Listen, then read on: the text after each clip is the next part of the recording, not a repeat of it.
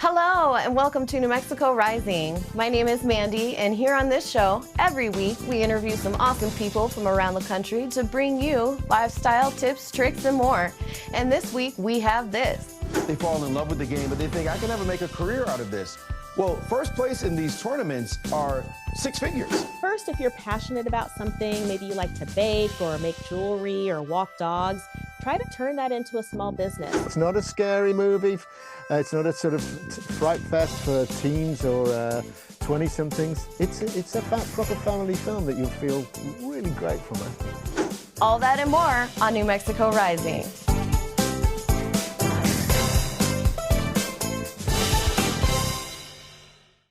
More than 34 million Americans are living with type 2 diabetes, and for many, managing it can feel like a full-time job. Now, a new non-surgical procedure in clinical trials could offer new hope. Joining us is Dr. Barham Abu Dayyeh to explain how this new treatment works and who might benefit. Hey, doctor, it's great to have you. Hi, Abby. Thank you for having me. What makes this new procedure such an exciting step for people with type 2 diabetes? Absolutely. So before we go about this procedure, it's very important to highlight what is type 2 diabetes. As you alluded, it's a very common disease that affects 34 million Americans with serious consequences to health.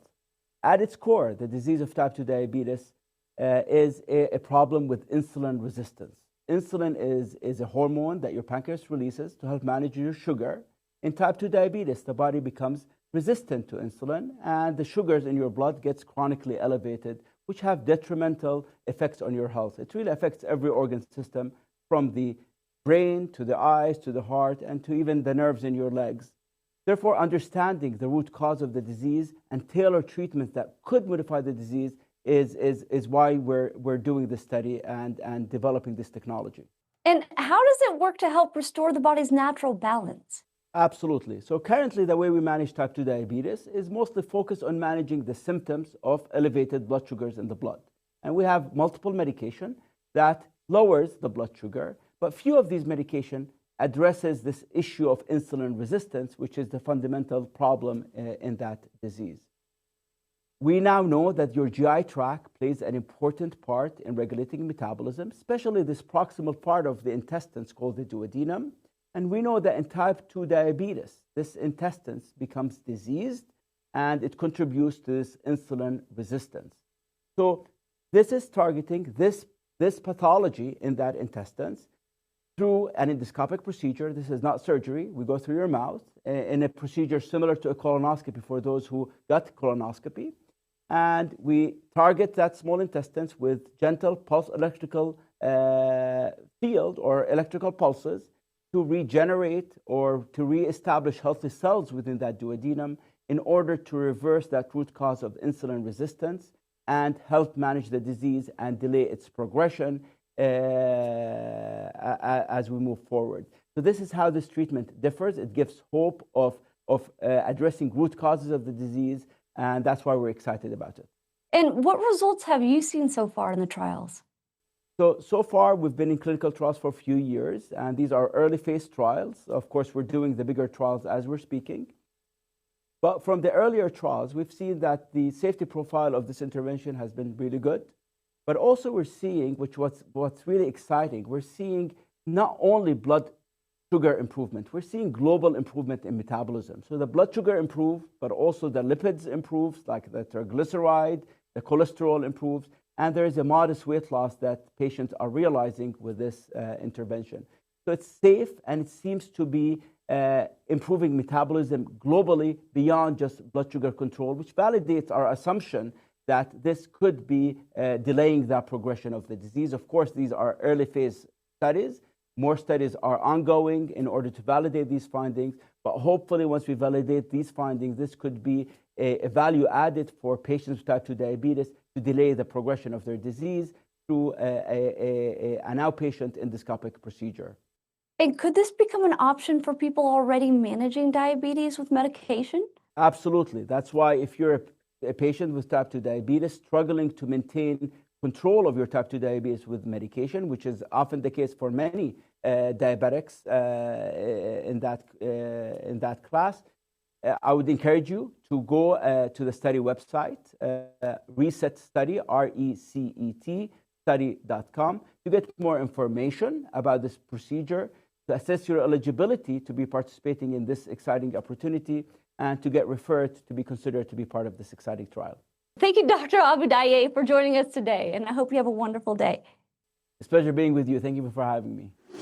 Halloween is right around the corner, and if you're hoping to earn the title of Best House on the Block this year, our next guest has a few tricks and, plenty of treats up their sleeve. From candy trends to easy dinner ideas before the big night, she's here to make your Halloween fun and stress-free. So joining us is Mary Ellen Adcock, Chief Merchant and Marketing Officer at Kroger. Welcome to the show, Mary Ellen. How are you, my friend? Hi, thanks for having me. Great to be here. Okay, every neighborhood has that one house everyone talks about. What's the secret of being the, let's say, best house on the block this Halloween? Well, Halloween is candy's night to shine, and we want you to be that best house on the block. So really the key to having the best house on the block is, first of all, having plenty of candy. We don't want you to run out. Having a lot of candy, even if you think about an advertised neighborhood leads at least 300 pieces. Individually wrapped is always a good thing. And then another key secret is having a lot of different choices. So chocolate, you can't go wrong with chocolate. That's still a definite favorite. But we're also seeing a real trend towards the sour and the gummies. So thinking Skittles and Twizzlers and Sour Patch Kids. My son loves Sour Patch Kids. That's really popular with the younger children. And then also having an allergy-free option. So being the best house is really about having plenty of candy. And if you think you're getting low, then we have that delivery option for you as well. And you kind of got the inside scoop of what's like flying off the shelves. What are this year's must-have candies or trick-or-treaters that, or candies that trick-or-treaters are pretty much obsessed with? As America's favorite grocer, we are proud to have still the number one is the Reese's Chocolate Pumpkin. That still is a fan favorite. Everybody loves that one. So chocolate is still really the most popular. But we're also seeing other things that are coming up like trail mixes and also protein bars and also individually wrapped chips. Those are also things that we're seeing new this year that are really popular that people want and kids and parents as well. Are you seeing any fun surprises or comebacks? Maybe a classic candy that's like making a return, or maybe something totally new? Well, something that's really new, when we look at trends, it's really fun as your charcuterie boards are popular, but making that a candy board so that you've got that at your house. And so think about a candy board that would have like marshmallows with chocolate as little eyes, or a Hershey Kiss where you put frosting for ghost and candy corn, making that a fun candy board. That's a new fun trend that we're seeing that really is fun this year. And I've heard Halloween is I guess it's the biggest pizza night of the year. What's your favorite tips for keeping dinner easy, before the kids head out trick-or-treating? Yeah, Halloween is pizza's biggest night. A lot of people might not know that or be surprised by that. So we want it to be easy for you because you've got a lot happening. So we've got a lot of frozen pizza options that you can get in advance. Also, you think of our delivery if you need that at the last minute. And another great option is having a pizza station for the family to really make it fun for Halloween and build their own pizza for the evening. So those are great options to keep it simple, easy, and also have some family fun. And what about for someone that wants to get a little creative? What are like fun alternatives to candy or ways to treat guests that kind of still fit in that Halloween spirit? There's a lot of great alternatives to candy. When you think about things like stickers and glow sticks and bouncy balls, those are great for the children. And then also not forgetting about the parents. You can go to our website for a lot of recipes for cocktails, mocktails. Those are also creative options to keep it fun for everybody to have a really great Halloween. And finally, where can our viewers go to find Kroger's full ghostly guide and plan their Halloween haul? So please go to our website.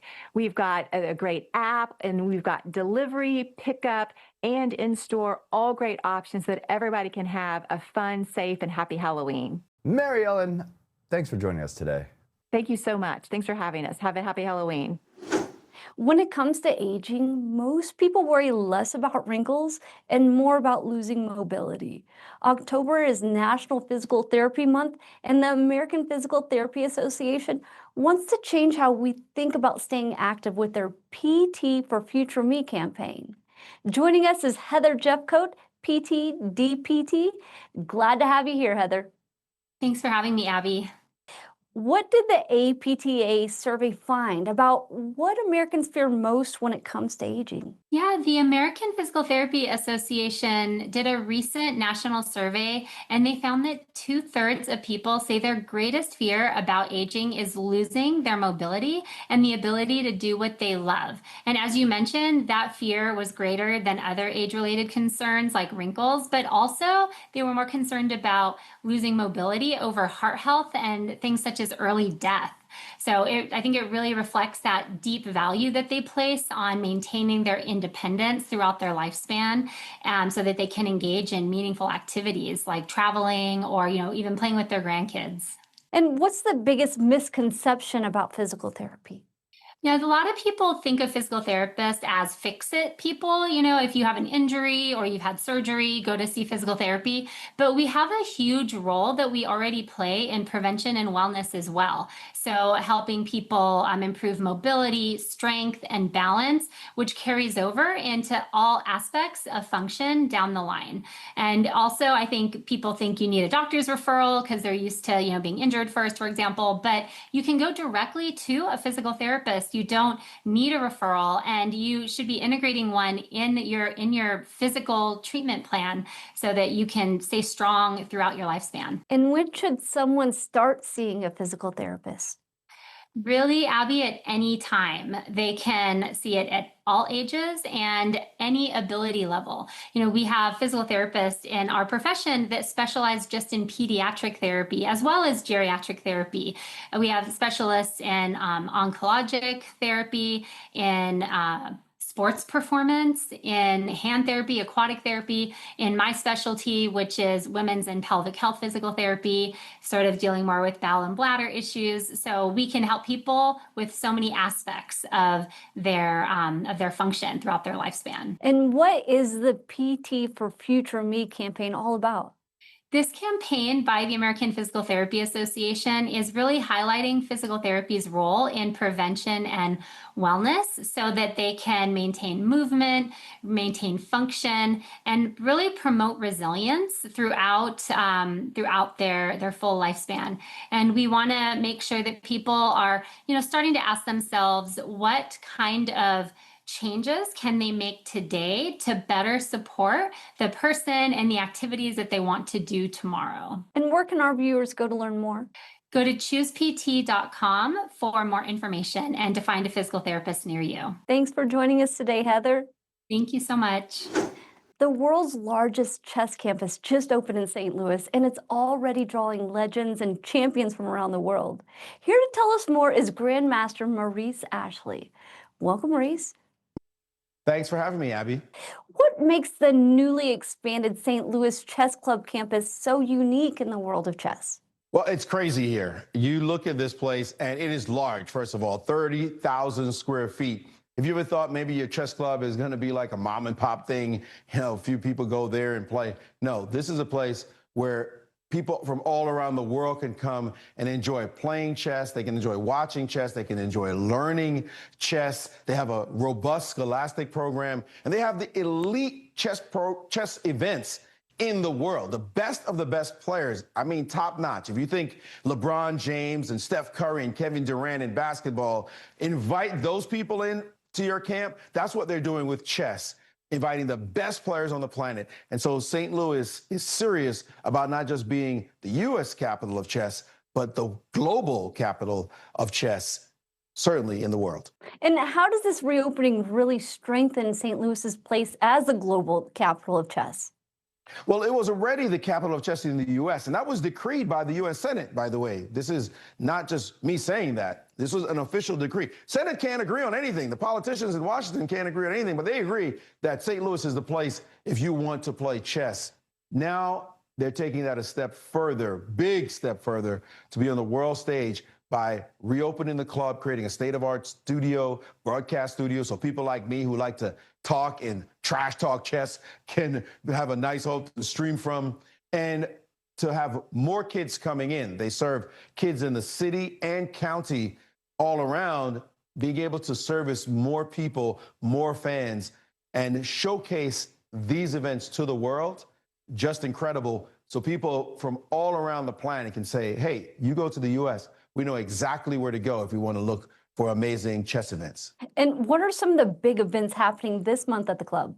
Well, this month is like Oktoberfest here in St. Louis, but it's lasting the entire month. You've got the U.S. National Championships. The best chess players in the country are descending on St. Louis to try to win their national titles. Then you've got these two other events called Clutch Chess, where the point values escalate every single day so that there's always a chance to make big comebacks. There's money on every game, prize money to win. And these players who are coming are the best of all time. And I'm not exaggerating. I mean, you heard of Bobby Fischer. Okay, he's passed on, the great American champion.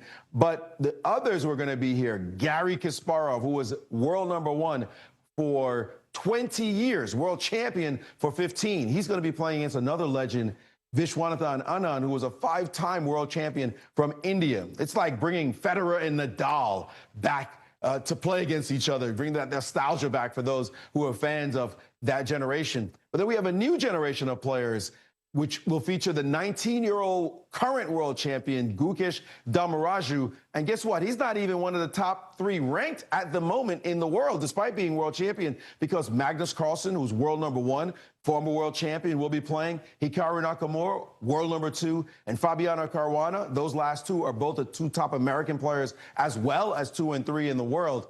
They're going to be playing a foursome, a quartet, for over $400,000 in prize money. And if you total up all the prize money being given away this month as the club opens, it's almost $1 million in prize money. This is for chess we're talking about. So people like me who've been around chess for 4 decades plus, we're like, what is going on? The explosion has happened for chess since the Queen's Gambit, the Netflix series, and now right here, we're seeing it real time in St. Louis as the club reopens. I was telling my son yesterday that I was going to be interviewing a Grandmaster, and he was very excited about that. Made me cool in his book. But how is the club helping to inspire and educate the next generation of chess players? Well, I told you about how the club has all these programs, both in the club, in the city, and around the county. But with all these exciting events, with all this money being given away, imagine a kid who might be thinking about some profession, they kind of like chess. They fall in love with the game, but they think, I can never make a career out of this. Well, first place in these tournaments are 6 figures. I mean, the event I told you about with the world champion, it's $120,000 for first place, and that's playing for 3 days. I mean, that's a nice chunk of change to be taking home. The U.S. Championship is also a chunk of change as well. Every one of these tournaments I've described. So all these players, and the U.S. Championship is actually also a $400,000 plus prize fund. So all these players are coming to earn money, make chess a living. They have made chess a living. It inspires the next generation of wannabe chess players, wannabe chess professionals who are young kids here in the U.S. saying, I want to be like the stars, those people that I look up to, and not just in the U.S., but around the world. And as the first African-American Grandmaster, what does this new chapter mean to you personally? I grew up playing chess in the parks in Brooklyn, New York. And there was a lot of fun that I had. Those guys were trash talking me. The hustlers in the park took my money, even, I have to admit. Now they don't want to play me because they know what will happen. But for me, it's just been amazing, a journey that I could not have imagined, going from playing in the parks to playing in chess tournaments and now calling the games of the elite players on the planet. It's a very strange story to me. My friends from back in the day, those who are still alive, and even those who may be looking on from on high, who passed away, is looking just like, how did this all happen? What a journey it has been. But I remain humbled and appreciative that I am in the position I'm in to be able to call chess in a great place like this. And where can people go to learn more? It's easy, stlouischessclub.org. You'll learn everything about the events that are happening, stuff you can learn, how to play better chess, where these children events are, or children's programming. You can even go to the digital classroom. It's stlouischessclub.org. Maurice, thank you so much for coming on the show today. Thanks for having me. Money stress is everywhere, but there are simple and free ways to take control. It's National Financial Planning Month, and Darlene Goins from Wells Fargo joins us with easy tips to start saving now. Welcome to the show, Darlene.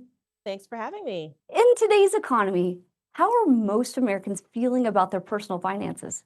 These are tough times for many people. People are trying to stretch their paychecks or maybe looking for work. About a third of Americans feel like they're just getting by. But the great thing is, you don't have to weather this alone. You can get help to manage your finances. There are a lot of great resources out there. What are some surprisingly easy ways people can start saving money today? Well, I like to offer 4 surprising tips for people to help boost their financial future.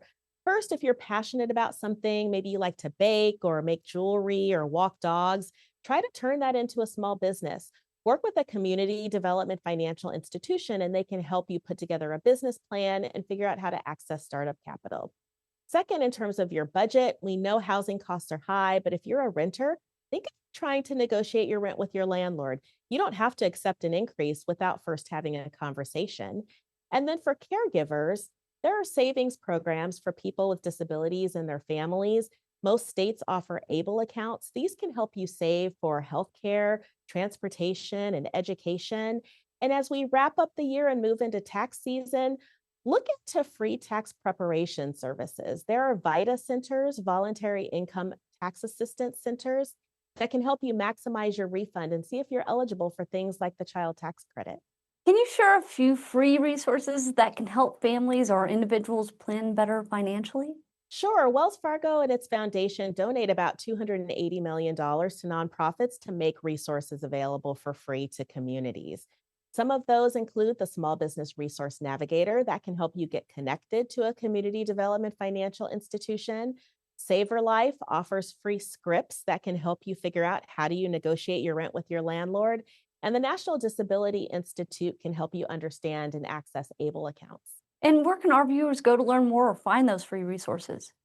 All of these free resources are housed in one place at stories.wf.com/financial future. So I hope they go check it out. Thanks so much for joining us today, Darlene. Thank you. Have a great day. You ever wish Halloween could be more heartwarming than horrifying? This fall, Grow is bringing big laughs, bigger pumpkins, and even bigger message about family and community. The new film stars Golda Rosheville from Bridgerton, Nick Frost, and Jeremy Swift, who you'll know from Ted Lasso. Jeremy plays Mr. Gregory, a corporate man who finds himself caught in the middle of a pumpkin-growing rivalry like no other. Welcome to the show, Jeremy. How are you? I'm very good, and nice to see you. Yeah, absolutely. This is a film about making connections, about growing relationships as well as growing pumpkins, and it's a lot of fun. As you say, it's great to have a family film with a kind of Christmas vibe, a feel-good Christmas vibe. In the fall for Halloween. It's pretty unusual on that score. It's not a scary movie. It's not a sort of fright fest for teens or 20-somethings. It's a proper family film that you'll feel really great from afterwards. I dig that idea. And also, we're used to seeing you as a straight-faced, with straight-faced humor in Ted Lasso. How does Mr. Gregory compare to the characters that you've played before? Well, I suppose I inevitably bring a bit of Jeremy Swift cookiness to everything, and that's you end up with a bit of a brand, and people go, "We want you to do that." But it was great to play a character that has you think is okay and a little bit eccentric initially, but then you think, what is this guy doing? Because the pumpkin growing world is very competitive, and he goes through some devious routes to win the competition, because that's at the center of it. This pumpkin growing competition in the village, which is completely devours the whole community, and they all want this £100,000 prize. And there are all sorts of facets. There's posh people, privileged people who are sort of cheating, and there's people growing pumpkins on their allotments, and there's Mr. Gregory who's growing his in a laboratory. It's a great role. I got to wear a white lab in a crazy laboratory with a huge pumpkin. What's not to like? And the movie also features some familiar faces: Golda Rochevelle, Nick Frost, even the new Harry Potter actor, Dominic McLaughlin. What was the energy like on set with the cast? It was fun. It was fun all the time, and it was really, really directed well. And there was no tension on set, and it was and as a kids' film, when young people are on set, you want them to feel safe and feel confident, so they can bring their A game. And they're usually inexperienced. These two kids had no experience of filming; they'd never been on a film set before, and you can't believe it because they've only been on the planet 5 minutes that they can do what they do, you know. And so it was a really, you know, it was an appropriately warm, fun experience on the set as well. And at its heart, this story about, it's kind of a story about connection and finding joy in unexpected places. What do you hope audiences, you know, especially families, take away from Grow? Well, I hope that it brings, you know, that it, because, you know, families will be going to it, I guess, together. And I hope that they think, maybe it reverberates with them afterwards, that, you know, maybe I should reconnect with that cousin who I haven't talked to for 2 years, or we always got on, you know, let's find our connection points. And you know, people that you may have distanced yourself from, why have you distanced yourself from them? You know, get back in touch, you know, it's you'll feel better, they'll feel better. All right, that's the lesson that we've learned today. Reconnect. Right before holidays. That's your Halloween reconnection. Take you to Jeremy Swift. All right, you can catch Grow in theaters nationwide October 17th through the 23rd, presented by Fathom Entertainment. For tickets, showtimes, and much more, go visit growthemovie.com. Jeremy, thanks for joining me today. That's an absolute pleasure. Great to talk to you, man. Thank you for tuning in and checking out New Mexico Rising. Be sure to follow us on Instagram and Facebook. And don't forget to subscribe to our YouTube channel at New Mexico Rising. That was our show, New Mexico Rising. You take care, and we'll see you next week.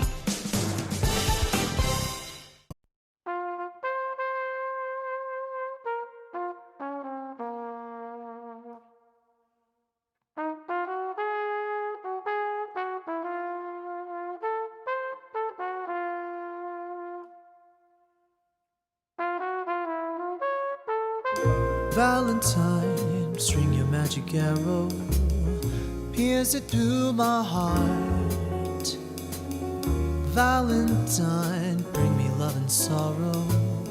It's not fair to leave me in the dark.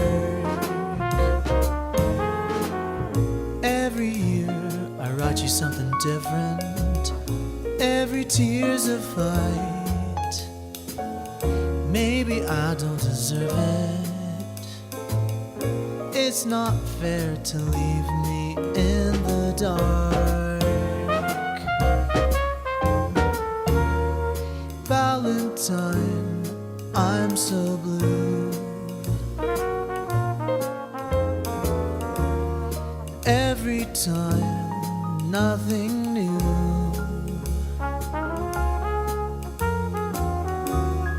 Valentine, I won't